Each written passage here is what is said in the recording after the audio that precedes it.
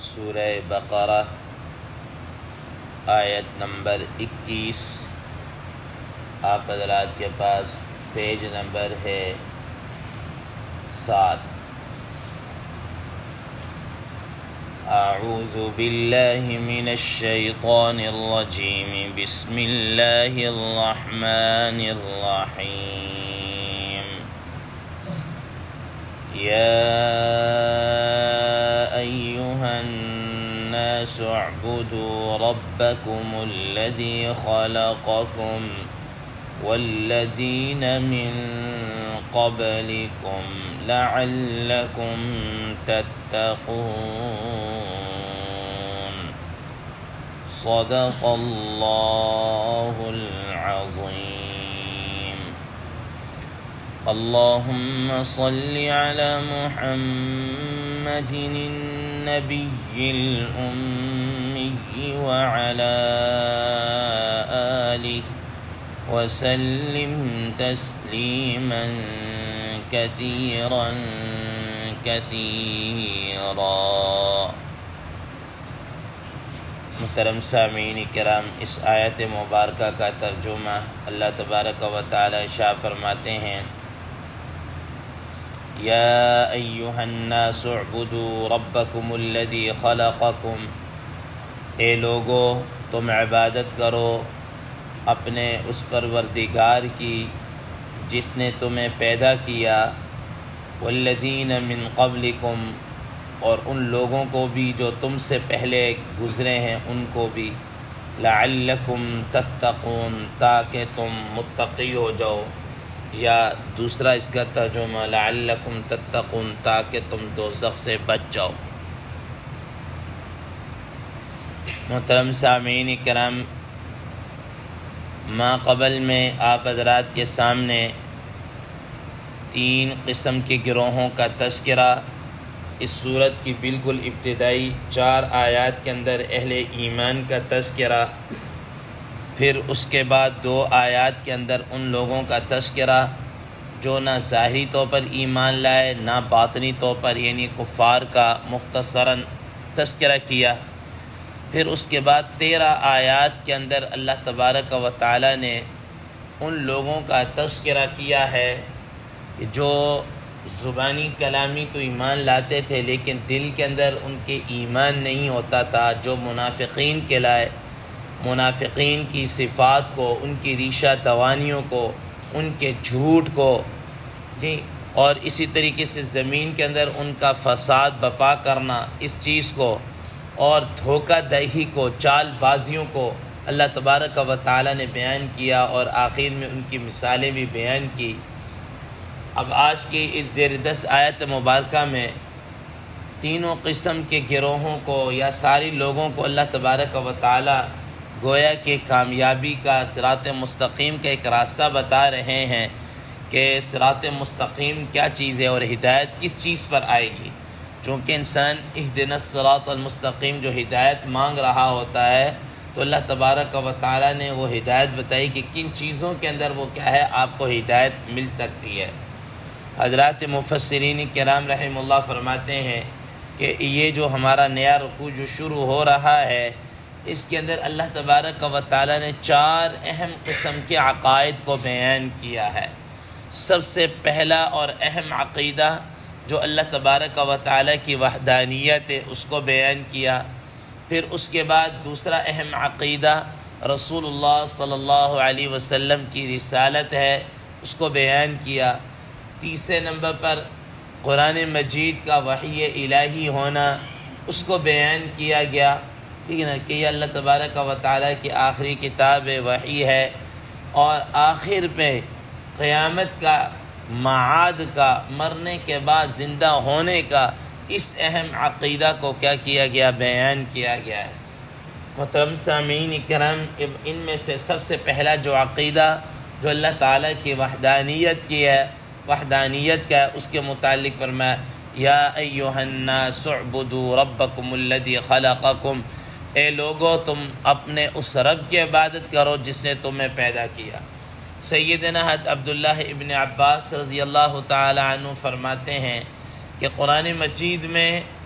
جہاں کہیں بھی یا ایھا الناس سے تذکرہ کیا گیا، فرماتے ہیں کہ اس وقت کے یہ جو یا ایھا الناس سے جن لوگوں کو مخاطب کیا گیا، چونکہ یہ مکہ مکرمہ کے اندر زیادہ تر کفار تھے، تو ان کو مخاطب کرتے ہوئے پوری انسانیت کو کیا کیا مخاطب کیا گیا، اور زیادہ تر اس میں چونکہ کفار تھے اس لیے یا ایھا الناس کا تذکرہ اے انسانوں۔ تو اب اس اے انسانوں کے اندر موجودہ جو لوگ تھے وہ بھی آ گئے، اور تا قیامت آنے والے لوگ وہ بھی اس میں شامل ہیں، ٹھیک ہے نا، کہ وہ اہل ایمان کے جو موجود ہیں ان کے ذریعے سے ان تک اللہ تعالیٰ کا یہ پیغام کیا ہے پہنچتا رہے گا، کیونکہ قرآن مجید کا یہ اللہ تبارک و تعالیٰ ارشاد گرامی لِأُنذِرَكُم بِهِ وَمَن بَلَغَ، کہ آپ اس قرآن مجید کے ذریعے سے ان کو بھی ڈرائیں اور جن تک یہ قرآن مجید پہنچے ان کو بھی ڈرائیں، تا قیامت آنے والے ان سب کو، ٹھیک ہے۔ اور پھر فرماتے ہیں کہ جہاں بھی قرآن مجید کے اندر یا ایھا الذین آمنوا سے تذکرہ کیا گیا، خطاب کیا گیا، تو عموماً اس سے مراد اہل مدینہ ہے کہ وہ بلا چوں چراں جو ہے اللہ تبارک و تعالیٰ پر اور رسول اللہ صلی اللہ علیہ وسلم پر کیا ہے ایمان لے کر آگے، ٹھیک ہے، ایمان لے کر آگے۔ تو فرمایا یا ایھا الناس اعبدوا، اے لوگو تم اللہ تعالیٰ کی عبادت کرو۔ اب ظاہر عبادت کس چیز کا نام ہے، یہ اس کے متعلق آپ حضرات کے سامنے ایاک نعبد و ایاک نستعین میں بڑی تفصیل کے ساتھ بیان ہو چکا کہ عبادت اللہ تبارک و تعالیٰ کی ظاہری طور پر بھی کی جاتی ہے اور باطنی طور پر بھی کیا ہے کی جاتی ہے۔ اب اللہ تبارک و تعالیٰ اپنی ان صفات کو کیا کر رہے ہیں، ذکر کر رہے ہیں جن کی وجہ سے تم نے اللہ تبارک و تعالیٰ کی عبادت کرنی ہے۔ ان صفات میں سے پہلی صفت کو لے کر آئے ربکم الذی، وہ تمہارا رب ہے۔ عبادت کیوں کرنی ہے، وہ تمہارا رب ہے۔ محترم سامعین کرام، رب کے متعلق بھی آپ حضرات کے سامنے سورہ فاتحہ کی ابتدائی آیت مبارکہ کے اندر الحمدللہ رب العالمین میں آپ حضرات کے سامنے تفصیل کے ساتھ ذکر کر دیا کہ رب کسے کہتے ہیں۔ رب کا معنی ہوتا ہے پروردگار، پالنے والا، تربیت کرنے والا، اور رب وہ ہوتا ہے کہ جو انسان کی ابتدا سے لے کر انتہا تک، ٹھیک ہے، شروع سے لے کر آخر تک جو اس کی ضروریات ہیں اور جس وقت اس کی جو ضرورت ہے اس کو پورا کرنا اور اس کے مطابق احوال اور یہ ساری چیزیں پیش کرنا، یہ رب کہلاتا ہے۔ یہ کیا کہلاتا ہے، رب کہلاتا ہے۔ تو فرمایا کہ وہ تمہارا کیا ہے، رب ہے۔ تو جب وہ تمہارا رب ہے تو تم نے اسی کی عبادت کیا ہے کرنی ہے، تم نے اسی کی کیا کرنی ہے، عبادت کرنی ہے۔ محترم سامعین کرام، امام ابن کثیر رحمہ اللہ نے اپنی تفسیر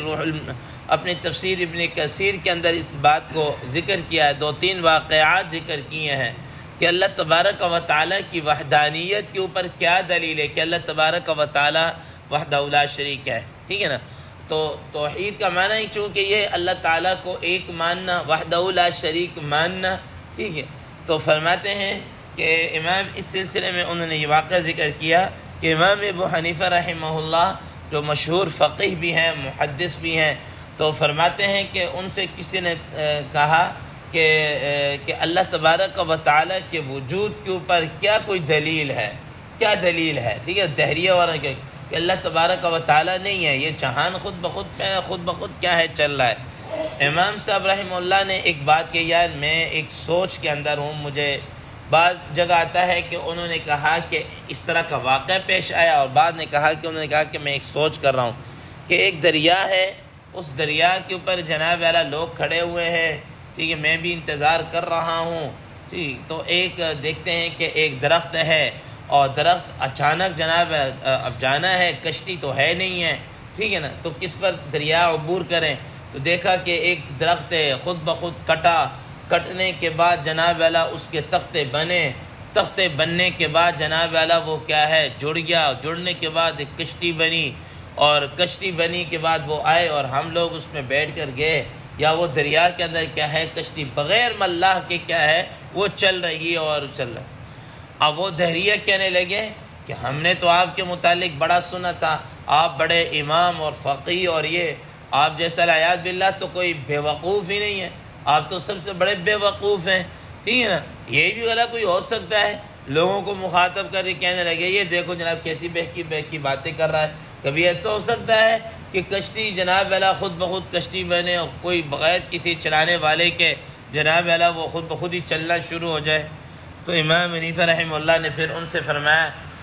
کہ اچھا، جب ایک کشتی جو ہے، ایک کشتی خود بخود نہیں بن سکتی جب تک کوئی بنانے والا نہ ہو، اور ایک کشتی جناب جب تک کوئی اس کو چلانے والا نہ ہو، چھوٹی سی، خود نہیں چل سکتی جب تک،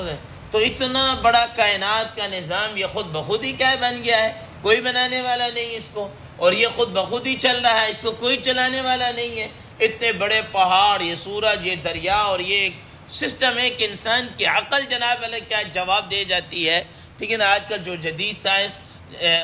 ماہرین فلکیات جو کیا کہتے ہیں آسمان سے اور اس کے اندر ستاروں سے، جب انسان کی عقل کیا ہے دنگ رہ جاتی کہ یار یہ اتنا بڑا سسٹم، ٹھیک ہے نا۔ تو کیا فرماتے ہیں کہ جب کشتی نہیں چل سکتی، یہ جہان کیسے چل رہا ہے؟ فرماتے ہیں کہ وہ دریا اسی وقت امام حنیفہ رحمہ اللہ پر کیا ہے، ایمان لے کر آگے۔ دوسرا واقعہ ذکر فرماتے ہیں کہ امام شافعی رحمہ اللہ سے کسی نے پوچھا کہ اللہ تبارک و تعالیٰ کی وحدانیت کے اوپر کوئی دلیل ہے؟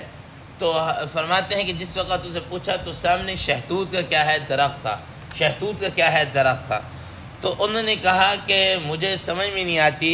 کہ دیکھیں کہ یہ سامنے یہ درخت ہے، شہتوت کا درخت ہے، اب اس کے پتے جناب اعلیٰ ریشم کا کیڑا کھا رہا ہے، ان کے درختوں کے پتوں کا ذائقہ اور بو سب ایک جیسی ہے، لیکن اس کو جناب اعلیٰ وہ کیا کہتے ہیں اپنا وہ ریشم کا کیڑا کھا رہا ہے تو اس سے ریشم پیدا ہو رہا ہے، اسی کو جناب اعلیٰ وہ کیا ہرن کھا رہا ہے، وہی پتے وہی کچھ ہے تو اس سے کستوری پیدا ہو رہی ہے، یہی پتے جناب اعلیٰ وہ کیا کہتے ہیں بکری وغیرہ کھا رہی ہے تو وہ جناب اعلیٰ کیا ہے اس سے مینگنیاں وہ جناب اعلیٰ کیا ہے کر رہی ہے۔ اسی طریقے سے جناب اعلیٰ فرمایا کہ یہ میں حیران ہوں کہ درخت کے پتے ایک ہی ہیں، کچھ کھا رہا کوئی کیا ہو رہا، کوئی کھا رہا کیا ہو رہا ہے، تو فرمایا کہ پتے تو ایک ہی، پیٹ کے اندر ایک ہی جا رہے، لیکن ایک سے ریشم نکل رہا ہے، ایک سے جناب اعلیٰ وہ کیا کستوری نکل رہی ہے، ایک سے جناب شہد کی مکھی کھا رہی اس سے شہد نکل رہا ہے، بکری کھا رہی تو اس سے مینگنیاں کیا ہیں نکل رہی ہیں، ٹھیک ہے نا۔ تو کوئی تو ذات ہے نا کہ جو اس سارے جناب اعلیٰ وہ پروسیجر کو فیکٹری کے اندر جا رہا ہے اور ایک ہی چیزیں اور مختلف قسم کی اس کی پروڈکشن کیا ہو تیار ہو کر نکل رہی ہے، میٹیریل کیا ہے ایک ہی جیسا ہے، تو کوئی تو اس کو کرنے والا ہے نا، تو جو کرنے والا وہی کیا ہے خدا ہے، وہی رب ہے، ٹھیک ہے نا۔ یہ اللہ تعالیٰ کی کیا ہے وحدانیت اور اللہ تعالیٰ کے ہونے پر کیا ہے دلیل ہے۔